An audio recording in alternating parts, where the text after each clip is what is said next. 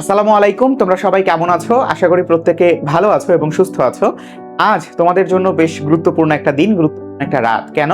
কারণ তোমরা যেই স্বপ্ন দেখেছিলে বিগত ১২ বছরের পড়াশোনার আলোকে আজকে কিন্তু তোমরা সেই জায়গায় গিয়ে পৌঁছেছো। এবং আমি জানি ইতিমধ্যে অনেকে হয়তোবা নিজ, নিজ নার্সিং ইনস্টিটিউটে পৌঁছে গিয়েছো কিংবা আগামীকাল সকালে পৌঁছে যাবে। আগামীকাল সকাল মানে হচ্ছে তোমার নতুন জীবনের নতুন একটা দিগন্ত। কেন?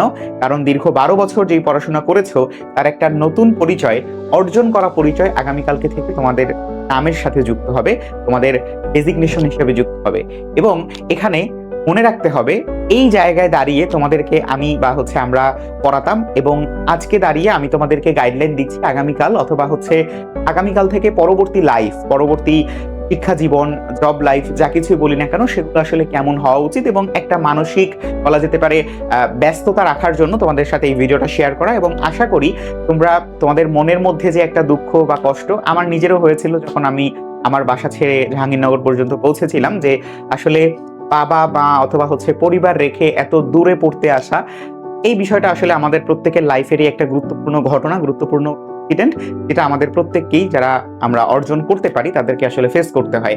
তো প্রথমত তোমাদেরকে আরো একবার অভিনন্দন এবং শুভকামনা জানাই তোমাদের নিজেদের স্বপ্নকে বাস্তবায়ন করার জন্য। তোমরা এতটা দূর পৌঁছে গিয়েছো এবং তোমরা স্বপ্নটাকে বাস্তবায়ন করতে পেরেছো।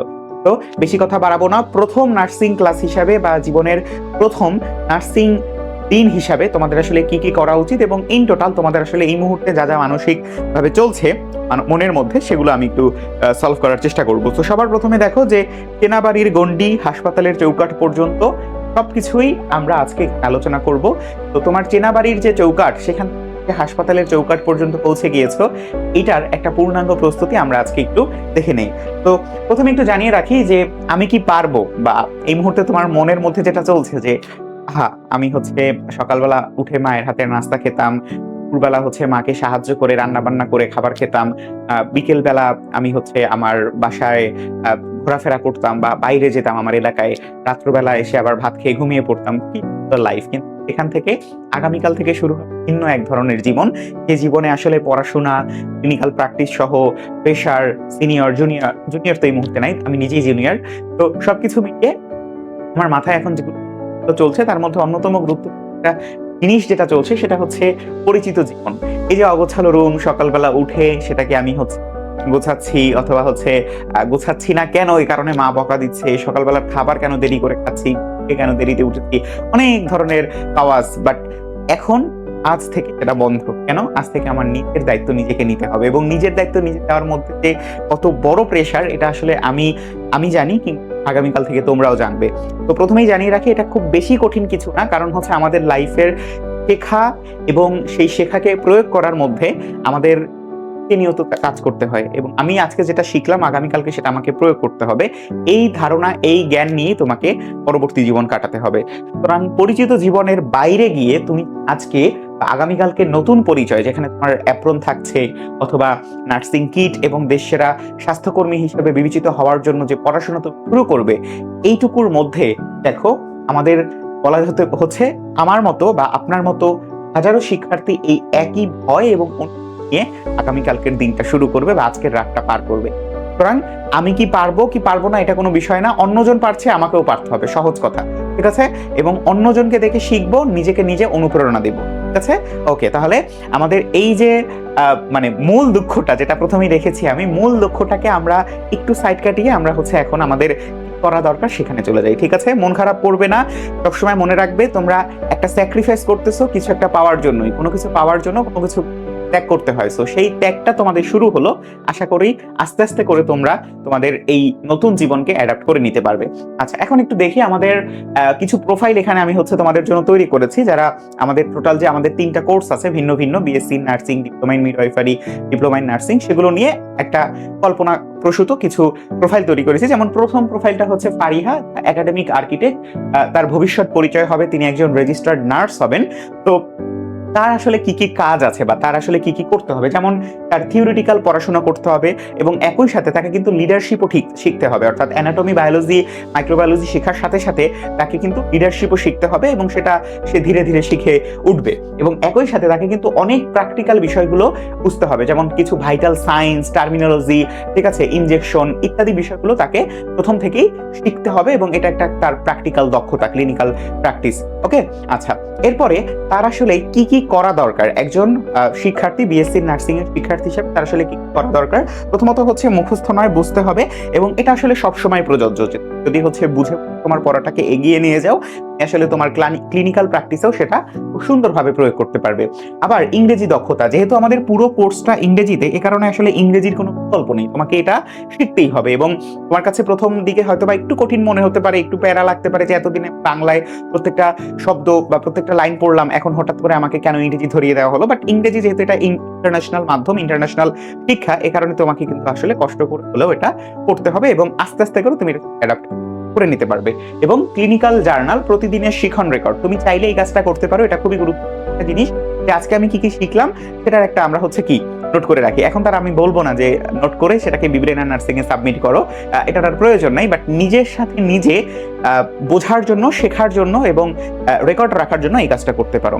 এবং মূল যে কথাটা, যেটা আসলে তোমরা শুনতে চাও সবসময়, যে তোমাদের আসলে কি করতে হবে, তোমাদের 4 বছর মূল পড়া, এর সাথে 6 মাস ইন্টার্নশিপ, যেটা আমি যতদূর এখন পর্যন্ত জানি। যদি কোনো কারণে এখানে ভুল ত্রুটি হয়ে থাকে সেটা তোমরা হচ্ছে ক্ষমা সুন্দর দেখবে, তথ্যগত ভুল হয়ে থাকলে। আচ্ছা, সো এখানে তোমরা হচ্ছে সাধারণত সরকারি 10ম গ্রেড জব যেটা আছে সেটা পাবে, বা সেটার জন্যই তোমরা হচ্ছে এখানে সরকারি জব যেটা, সেটার জন্য তোমরা হচ্ছে লড়াই করবে বা হচ্ছে পড়াশোনা করবে। এবং আন্তর্জাতিক দিক থেকে আন্তর্জাতিক অনেক সুযোগ আছে, সেই সুযোগ যদি তোমরা গ্রাব করতে পারো, সেটা দেখা যাচ্ছে যে 3 লক্ষ থেকে 5 লক্ষ বাংলাদেশি টাকা পর্যন্ত পৌঁছে যেতে পারে, যেটা হচ্ছে স্ট্যাট আমাদের বলে। ওকে, সো ফারিহার প্রোফাইলটাকে আমরা যদি হচ্ছে সামনে আগাই, আমরা দেখতে পাচ্ছি রাফসান, যাকে বলা হচ্ছে দ্য ফ্রন্টলাইন গার্ডিয়ান। কেন? কারণ তিনি হচ্ছেন একজন ডিপ্লোমা ইন নার্স এবং সিনিয়র স্টাফ নার্স বা হচ্ছে স্টাফ নার্স। তো তার ক্ষেত্রে একটা গুরুত্বপূর্ণ বিষয়, তিনি কিন্তু ডাক্তারের সহকারী নয়, বরং প্রধান সেবাদানকারী, অর্থাৎ ডাক্তারের সাথে সাথে ডাক্তার আমাদের ক্লিনিক্যাল ডায়াগনোসিস করছেন, আর তাকে সেবাদান করার জন্য প্রধান যে লোকটা অবস্থান করছেন তিনি কিন্তু আমাদের এই রাফসান এবং রাফসানের মতো আরো ডিপ্লোমা যারা আছেন তারা। তো তিনি হাতে কলমে শিক্ষা নিবেন, সেবা নিবেন, তৃতীয় মাস থেকে প্র্যাকটিক্যাল, যেমন ক্যানুলা, তারপরে হচ্ছে আমাদের ফার্স্ট এইড অথবা ড্রেসিং, এগুলো হচ্ছে তিনি শিখবেন। এবং তার যে কোর্সটা, সেই কোর্সটা হচ্ছে 3 বছর, যেটা মধ্যপ্রাচ্য এবং জাপান এইসব জায়গায় হচ্ছে বেশ সমাদৃত এবং বাংলাদেশে তো রয়েছেই।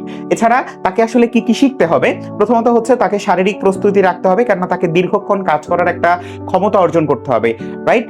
তো তাকেই কিন্তু সব থেকে বেশি ওয়ার্ডে থাকতে হবে। এবং ছোট ছোট কাজে দক্ষতা, যেমন ক্যাথেটারাইজেশন অথবা হচ্ছে ব্লাড স্যাম্পল নেওয়া, এইসব বিষয় কিন্তু তাকে আসলে অন্যদের থেকে এগিয়ে রাখবে। এবং আমাদের বিদেশি ভাষা তো তাকে শিখতেই হবে। কেন? কারণ এটা শিখলে তার ভবিষ্যতে যেই বিদেশে যাওয়ার সুযোগ বা উচ্চতর জায়গাগুলোতে যাওয়ার সুযোগ, সেটা হচ্ছে বৃদ্ধি পাবে। আচ্ছা, এবারে আমরা যদি হচ্ছে একজন লাইফলাইন মেকার বা হচ্ছে নিশাতের কাছে যাই, যিনি হচ্ছেন একজন মিডওয়াইফ। সো মিডওয়াইফারি, ওনার কাছে যদি আমরা যাই, উনি শিখবেন, উনি হচ্ছেন নারী কেন্দ্রিক সেবা, যেহেতু হচ্ছে এটা শুধুমাত্র নারীদের জন্যই প্রযোজ্য, নারীদের ক্ষেত্রেই এটা তৈরি করা হয়েছে। নিরাপদ প্রসব, নবজাতকের চিকিৎসা, এই সব কাজে হচ্ছে একজন মিডওয়াইফ, সম্মানিত একজন মিডওয়াইফ কাজ করে থাকেন।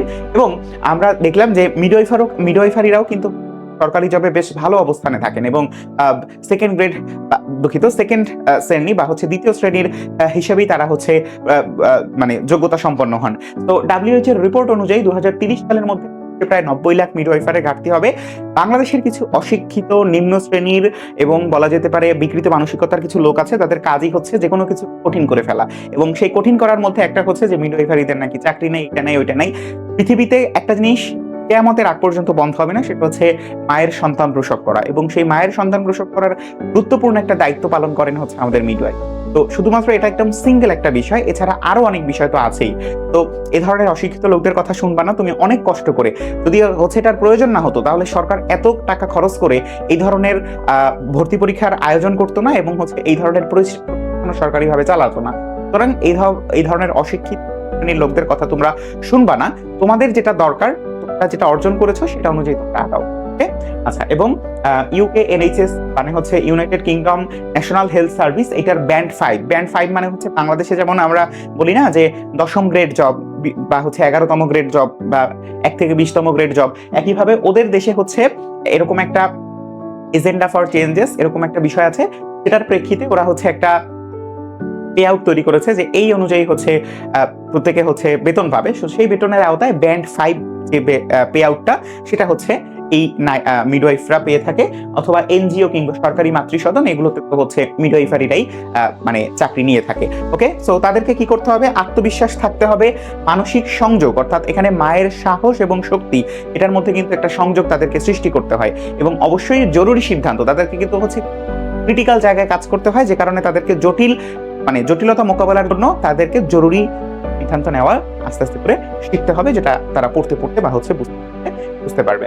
আচ্ছা, তো আমরা যদি হচ্ছে 3টা পথকে একটু লক্ষ্য করি, আমাদের বিএসসি নার্সিং প্রায় 4.5 বছর, ডিপ্লোমা 3, মিডওয়াইফারি প্রায় 3 থেকে 4 বছর। মূল ফোকাস হচ্ছে বিএসসি নার্সিং এর থিওরি, লিডারশিপ এবং প্র্যাকটিক্যাল সমন্বয়। ডিপ্লোমার ক্ষেত্রে সরাসরি হাতে কলমে রোগীর সেবা, এবং মিডওয়াইফারির ক্ষেত্রে নারী কেন্দ্রিক যে সেবাগুলো আছে। প্রথম ক্লাসের বার্তা তোমরা পাবে। বিএসসি নার্সিং এ তোমরা হচ্ছে অ্যানাটমিক্যাল কিছু ভাষা শিখবে। ডিপ্লোমাতে তোমাদেরকে বোঝানো হবে যে তোমরা আসলে 24 ঘন্টাই মানে রোগীদের প্রধান সেবাদানকারী হিসেবে সংযুক্ত থাকবে, এবং আমাদের মিডওয়াইফারির ক্ষেত্রে একটা পুরো পরিবারের ভবিষ্যৎ তোমরা হচ্ছে পৃথিবীতে নিয়ে আসবে। মানে এটা কি একটা রূপক অর্থে ব্যবহার হচ্ছে। এবং আমাদের বৈশ্বিক সুযোগ রয়েছে বিএসসি নার্সিং এ যুক্তরাষ্ট্র থেকে জার্মানি পর্যন্ত, ডিপ্লোমাতে কিন্তু মধ্যপ্রাচ্য, জাপানে সব থেকে বেশি, এবং মিডওয়াইফারির ক্ষেত্রে যুক্তরাজ্যের যে ন্যাশনাল হেলথ সার্ভিস অথবা হচ্ছে অস্ট্রেলিয়া, এই সব জায়গায় কিন্তু মিডওয়াইফারি বেশ সমাদৃত। আচ্ছা, অনেক কথা গেল, এখন হচ্ছে আগামীকালকে তোমাদের আসলে কি কি করতে হবে, যেটাকে বলা হচ্ছে সার্ভাইভাল কিট, মানে আগামীকালকে শুরুটা কিভাবে করতে হবে সেটা একটা চেক লিস্ট। মানে এটা তোমরা মানো না মানো এটা কোনো বিষয় না, আমি তোমাদেরকে হচ্ছে আর কি সহজ করে দিচ্ছি জিনিসটা, এত প্রেশার না নিয়ে। দেখো যে 2বার লেখা আছে নির্ধারিত ইউনিফর্ম, অর্থাৎ ইউনিফর্মের দিকে খুবই মানে সজাগ দৃষ্টি রাখবে, কারণ হচ্ছে ইউনিফর্মটা তোমাকে মানে তোমার বাহ্যিক অবস্থা থেকে জিনিস বিবেচনা করা যায়, তার একটা গুরুত্বপূর্ণ বিষয় হচ্ছে আমাদের ইউনিফর্ম। তো ইউনিফর্মটা যেন হচ্ছে যথাযথ থাকে, ইস্ত্রি করা থাকে এবং নিট অ্যান্ড ক্লিন থাকে। এছাড়া থাকবে পরিচয়পত্র, তোমার হচ্ছে এখানে তো এই মুহূর্তে তোমার আইডি কার্ড নেই, বাট হচ্ছে চেষ্টা করবে তোমার যে ভর্তি প্রমাণপত্র বা এই ধরনের জিনিস সাথে রাখার, এটা তোমার জন্য সহজ হবে। এবং স্টেশনারি অবশ্যই প্রথম ক্লাস একটা নোটবুক এবং বিব্রেনারের যে পেন আছে, অবশ্যই বিব্রেনারের পেন নিয়ে যাবে, তাহলে তোমাকে নাও ঢুকতে দিতে পারে। এরপরে হচ্ছে আমাদের পানির বোতল, যেহেতু দীর্ঘ ক্লাস হবে সুতরাং পানির বোতলটা নিয়ে যেতে পারো, এবং হচ্ছে আরামদায়ক জুতো, এটা হচ্ছে তোমরা নিয়ে যেতে পারো। সো এটা আসলে বেসিক কিছু কথাবার্তা, এটা তোমার মতো করে তুমি সাজিয়ে নিবে। তবে এটা আর কি একটু গুরুত্বপূর্ণ যে তোমার ভর্তি রসিদ বা ভর্তি প্রমাণপত্র এইটা একটু চেষ্টা করবে সাথে রাখার, না রাখলেও সমস্যা নাই, বাট হচ্ছে চেষ্টা করবে সাথে রাখার। আচ্ছা, এবারে আসো ইকোসিস্টেম নেভিগেশন, যেটাকে বলা হচ্ছে মানসিক এবং হোস্টেল প্রস্তুতি। এখন যা বললাম সারাদিন আমার হচ্ছে আমার ইসে কেটে যাবে, আমার যে ক্যাম্পাস আছে সে যাবে, বাট হোস্টেলে এসে আমি কি করব? হোস্টেলটাই তো হচ্ছে সব থেকে ভয়ঙ্কর জায়গা, যেখানে আসলে আমার একাকিত্ব হোক অথবা হচ্ছে বন্ধুত্ব থাকুক, কিন্তু আমার মনে তো পড়বে বাসার কথা। এখানে আসলে প্রথমত দেখো, হোম সিকনেস মোকাবেলা করতে হবে। প্রথম সপ্তাহটা খুবই ক্রিটিক্যাল যাবে, কোনো সমস্যা নাই, নিজেকে শেখার জন্য, নিজেকে আরো বেশি কঠিন করে তোলার জন্য, ঠিক আছে, নিজেকে আরো বেশি কি কঠিন করে তোলার জন্য তোমাকে এই কষ্টটুকু করতে হবে। সুতরাং হোম সিকনেস মোকাবেলা করার একমাত্র উপায় হচ্ছে অনেক বেশি নিজের সাথে নিজের বলা যেতে পারে যুদ্ধ, কথা বলা, নিজের সাথে নিজে মোকাবেলা করা, যে না, আমাকে এই মুহূর্তে যদি আমি কষ্ট করি, আগামীকালকে আমি হচ্ছে আমার বাবা মায়ের জন্য ঈদে একটা জামা কাপড় নিতে পারবো, ছোট ভাইয়ের জন্য খেলনা নিতে পারবো, ইত্যাদি ইত্যাদি, অর্থাৎ যত ধরনের ভাবনা চিন্তা তুমি নিয়ে আসতে পারো। সুতরাং হোম সিকনেস মোকাবেলা করতে হবে, এবং এর বলা হয়েছে যে এই অস্থায়ী বিচ্ছেদই কিন্তু তোমাকে স্বাবলম্বী করবে, ঠিক আছে। এরপরে আসো আমাদের নতুন নেটওয়ার্ক, চেষ্টা করবা তোমার যে সহপাঠী আছে, তোমার সহপাঠীরাও নতুন, তারা পুরাতন কেউ না, তারা হোস্টেলে নতুনই এসে তো একদম তোমার মতোই নতুন, তাদের সাথে চেষ্টা করবে তোমরা কথা বলা শুরু করা, অথবা হচ্ছে চেষ্টা করবে তোমাদের যে শিক্ষক যারা আছেন তাদেরকে প্রত্যেকটা কথা মনোযোগ দিয়ে শোনা, অর্থাৎ তারা যেন ফিল না করে আমার শিক্ষার্থীরা নতুন এসেছে এ কারণে তারা অমনোযোগী। চেষ্টা করবে কথাগুলো বলছেন সুন্দরভাবে, পরিপূর্ণভাবে শোনার এবং তাদেরকে সম্মান করার। এবং হোস্টেলের নিরাপত্তা অবশ্যই হচ্ছে তোমরা মেনে চলবে, যেহেতু হচ্ছে হোস্টেলটা খুব গুরুত্বপূর্ণ। এখানে শুধুমাত্র তোমার বয়সী কিংবা তোমার থেকে 1 ব্যাচ 2 ব্যাচ বা 3 ব্যাচ সিনিয়র তারা থাকেন, সুতরাং হোস্টেলের নিরাপত্তাটা অনেক গুরুত্বপূর্ণ, এবং এখানে সাবধানে থাকবে। এবং স্বাস্থ্য মানিয়ে নেওয়া, যে প্রথম দিকে হোস্টেলের খাবার ভালো নাও লাগতে পারে, তবে ধীরে ধীরে তোমরা অভ্যস্ত হবে, এবং সবসময় চেষ্টা করবে সুস্বাস্থ্য মানে স্বাস্থ্যকর খাবার দাবার খাওয়ার। ওকে, আচ্ছা, এরপরে আমরা একটু দেখি যে আমাদের প্র্যাকটিসের 5টা সোনালী নীতি। এখানে সবার প্রথমে তোমাকে পরিচ্ছন্নতা রাখতে হবে। পরিচ্ছন্নতা ব্যতীত তুমি আসলে কোনো কিছুই সুন্দরভাবে সম্পন্ন করতে পারবে না। চেষ্টা করবে সবসময় পরিচ্ছন্ন থাকার। সহমর্মিতা শিখতে হবে প্রথম থেকেই, কারণ তোমার একটা স্পর্শ এটা কিন্তু ঔষধের থেকেও বেশি শক্তিশালী। অর্থাৎ ঔষধ তো আমার শরীরের মধ্যে গিয়ে তারপরে বিভিন্ন ধরনের মেকানিজম করে সুস্থ করতেছে, বাট তোমার একজন নার্সের কথা আমি রোগী হিসাবে কতটা মানে তোমার থেকে সফটনেস বা হচ্ছে কতটা সুন্দর করে তুমি কথা বলছো এটার উপরে নির্ভর করেও কিন্তু আমার সুস্থতা অনেকাংশে ডিপেন্ড করে। সো এটার জন্যই বলা হয়েছে যে তোমার কথা যেন ঔষধের থেকেও বেশি শক্তিশালী থাকে।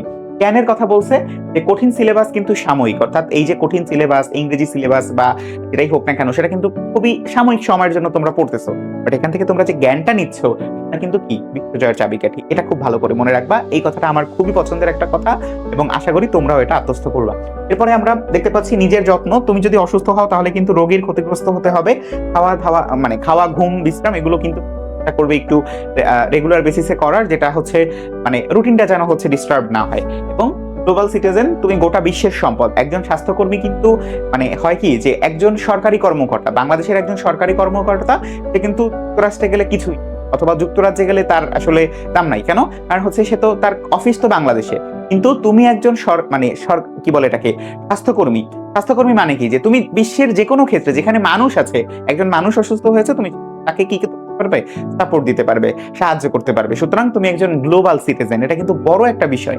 তো গোটা বিশ্বের সম্পদ ভাষা এবং প্রযুক্তিতে আরো বেশি প্রস্তুত করবে। এবং এটাই আমাদের মূল কথা, যে যারা বলে না যে তোমার হচ্ছে নার্সিং এ হচ্ছে নাই, এটা নাই, ওইটা নাই, সো তাদের আসলে এই জায়গাটাতে দুর্বলতা। তারা আসলে এই গ্লোবাল সিটিজেন হিসেবে নিজেকে চিন্তা করতে পারে না।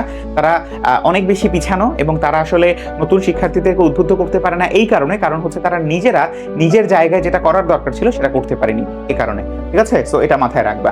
এবং এটা হচ্ছে একটা গ্লোবাল স্টেজ। এটা জাস্ট সিম্পল একটা কথা যে আসলে সাধারণত বিভিন্ন দেশে কিরকম টাকা পয়সার বিষয় আছে, এটা তোমাদের অনেক সময় প্রশ্ন থাকে। তবে আমি আগেই বলবো যে ক্যারিয়ার গড়ার সময় মাথায় রাখতে হবে আমার কি স্কিল হয়েছে, আমি কতটা ক্যাপাবল হয়েছি, আমার ক্যাপাবিলিটির উপর নির্ভর করে আমাকে তারা বেতন দিবে, ঠিক না? তো এইটা মাথায় রাখবা যে আমার ক্যাপাবিলিটি কতটা হয়েছে, কতটা আমি করতে পারছি, এটার উপর নির্ভর করছে আমার ক্যারিয়ারে আমি কত টাকা বেতন পাবো। সো এখানে যে কথাগুলো আছে এগুলো তো স্ট্যাট, বাট তোমাকে মাথায় রাখতে হবে তোমাকে ক্যাপাবল হতে হবে। ওকে, আচ্ছা, এরপরে আমরা যদি একটু দেখি, এটা আসলে মূল আজকের চিঠি বলো বা যেটাই বলো, যে তোমার নামে একটা দেশ স্বপ্ন দেখে। কিভাবে একটা দেশ? কারণ দেশের মধ্যে মানুষ আছে, মানুষ সমাজের মধ্যে বসবাস করে, এবং প্রত্যেকটা মানুষই কিন্তু কখনো না কখনো তোমার দ্বারস্থ হবে। তো এটাই বলেছে যে আগামীকাল সকালে যখন তুমি সাদা অ্যাপ্রন পরে আয়নার সামনে দাঁড়াবে, তোমাদের তো সম্ভবত সাদা অ্যাপ্রন না, এটা তোমাদের হচ্ছে বিদেশে যদিও বা সাদা অ্যাপ্রন, বাংলাদেশে নাকি সাদা অ্যাপ্রন পরলে ডাক্তার এবং নার্সের মধ্যে, যাই হোক, এটা আসলে বাংলাদেশের তার পরিচয়, এটা কোনো বিষয় না। তোমাদের হয়তো বা সবুজ, তারপরে হচ্ছে গোলাপি, এই দুইটা কালার। তো এই অ্যাপ্রনটা যখন তোমরা পরবে, এটা একটু আমরা মুছেই দিই, অথবা আবার অনেক কথা বলতে পারে।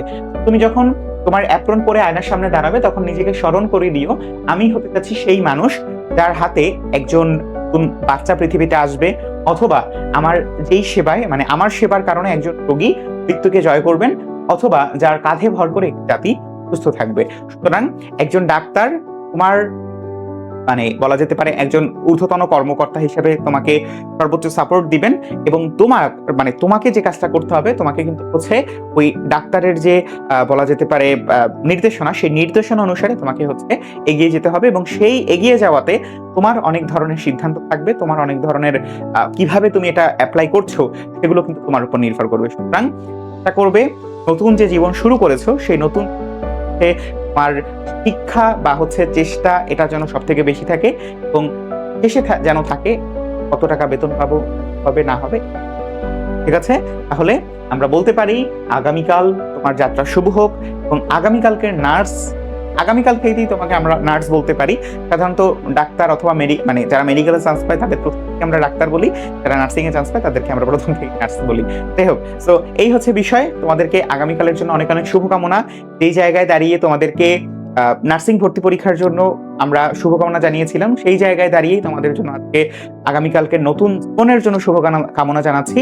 তো এটা খুবই গর্বের আমাদের জন্য, তোমাদের জন্য আশা করি অনেক বেশি আনন্দের এবং হচ্ছে স্বাচ্ছন্দ্যের। তোমাদের সাথে দেখা হবে ফাউন্ডেশন কোর্সে, আমার সাথে না দেখা হোক, তামিম ভাই অথবা বিশেষজ্ঞ আছেন তাদের সাথে দেখা হবে।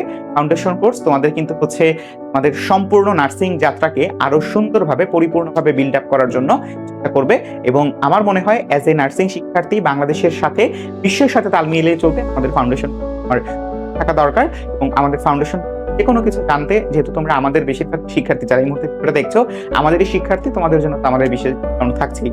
ঠিক আছে, তো একজন ভালো নার্স হতে, মানবিক নার্স হতে তোমাদেরকে আহ্বান জানাই, শুভকামনা জানাই। আসসালামু আলাইকুম।